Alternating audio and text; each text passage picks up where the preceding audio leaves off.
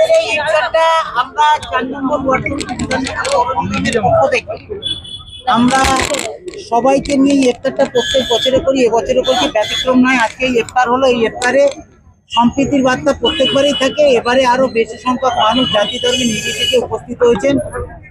সংখ্যালঘু সম্প্রদায়ের মানুষরা পবিত্র রমজান মাসে উপর আল্লাহর নির্দেশ মতো ফরজ রোজা যারা রাখে, ফরজ রোজা রাখার পর ইফতারির সময় আল্লাহর নির্দেশেই আমরা ইফতার করি।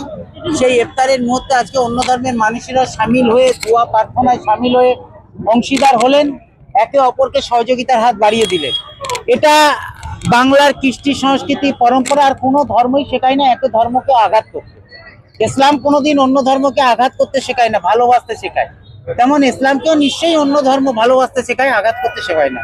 আসলে এই বিভেদ, এই বিচ্ছিন্নতাবাদ, এই একে অপরের সঙ্গে সংঘাত, এটা মানুষের তৈরি করা একটা পথ নিজের স্বার্থে। বর্তমানে যেটা বাংলায় আমরা এটা রাজনৈতিক মঞ্চ না, তবু আমি বলতে বাধ্য হচ্ছি একটা রাজনৈতিক দল উদ্দেশ্যপ্রণীত ভাবে সেই সংঘাত তৈরির মাধ্যমে রাজনৈতিক ক্ষমতায় আসতে চাই। আমরা তার তীব্র বিরোধিতা করি। পবিত্র রমজান মাসে উপর আল্লাহর কাছে একটাই প্রার্থনা, জাতি ধর্মে নির্বিশেষে উপর আল্লাহ সকলকে ভালো রাখুক, বাংলায় শান্তি বিরাজ করুক, সম্প্রীতির ঐক্য বজায় থাকুক, একে অপরের প্রতি ভালোবাসা বৃদ্ধি হোক, হিংসা দূরে চলে যাক।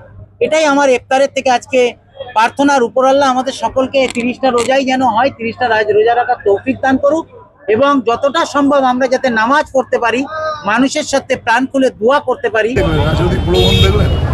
বিরোধীরা তো বলেন, বিরোধীরা তো অনেক কথাই বলেন, তাতে কিছু এসে যায়।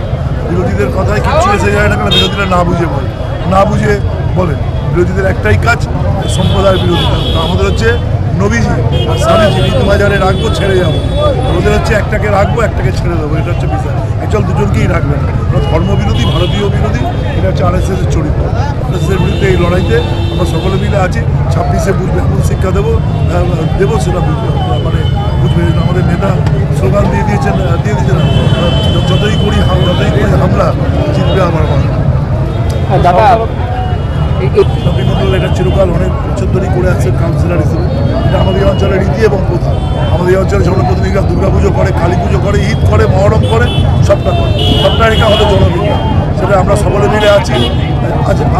আমরা এই অঞ্চলের সুখী পরিবার হিসেবে কাজ করছি। আমরা সম্প্রীতির উৎসব হিসেবে সব উৎসবকে সম্প্রীতির উৎসবে সংখ্যালঘু সংখ্যাগুরু বলে কিছু নেই। আপনাদের উৎসব, আপনাদের নেতা আমাদের উৎসব, আবার আমাদের দুর্গাপুজোটা আপনাদের উৎসব। এই মাত্রা রেখে চলছে মমতা বন্দ্যোপাধ্যায় মাথা।